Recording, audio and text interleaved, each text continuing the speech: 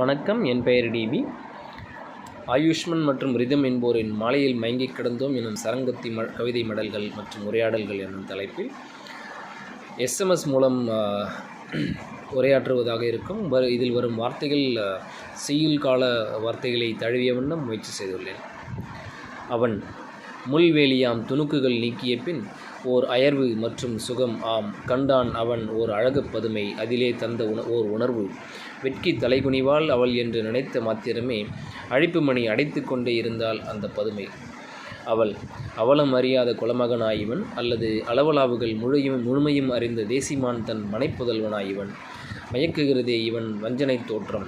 பிஞ்சனையனை கேலி செய்வானா அல்லது மஞ்சமாக்கான் வார்த்தையின் பொருள் எனக்கு தெரியுமென புரிதல் கொண்டிருப்பானா? இசைத்து பார்ப்போம் ஒரு முறை துணுக்கு இயந்திரமே அவனுக்கு அழைப்பு செய். அவன் யாரோ ஒருத்தி அவளை அண்டி நான் நினைத்திருந்த பொழுதுகள் கவலைகள் கூட்டி வந்தன. இன்று அந்த அவளை என் கண்ணுமை அண்டையில் காணுகிறேன்.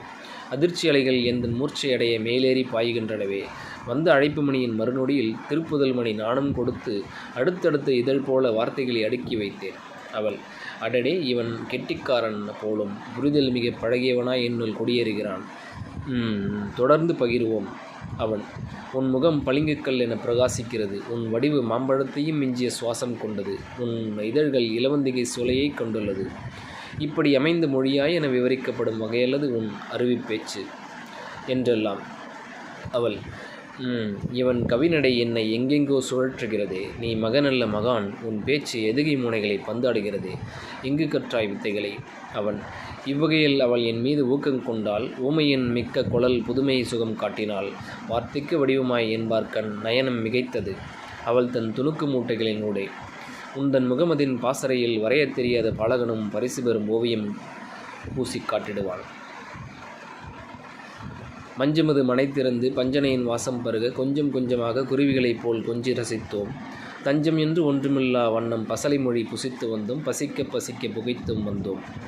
உயிர்கள் பரிமாற்றம் கொண்டிருந்தோம். ஆம், சில நொடி தவறினாலும் உயிரற்றவர்களாக என்னும் அளவுக்கு பிணைந்திருந்தோம். நானும் அவளது துணுக்குகளும். இடைவேளை வந்தபோதும் துணுக்கு மணி ஒலிக்கத் தவறவில்லை. கைகளில் தொலைபேசி கீழிறங்க மனமில்லை. ஒட்டி கொண்டது பசி தடவாமலே. மாலை ஒரு நாள் மயங்கிக் கிடந்தோம். சந்திப்போமா என இருவரும் வினவலானோம். ஆம் என்ற வார்த்தை இருமருங்கிலும் வசந்தம் எதிர்நோக்கி காத்திருந்தது. மீண்டும் சந்திப்போம். நன்றி.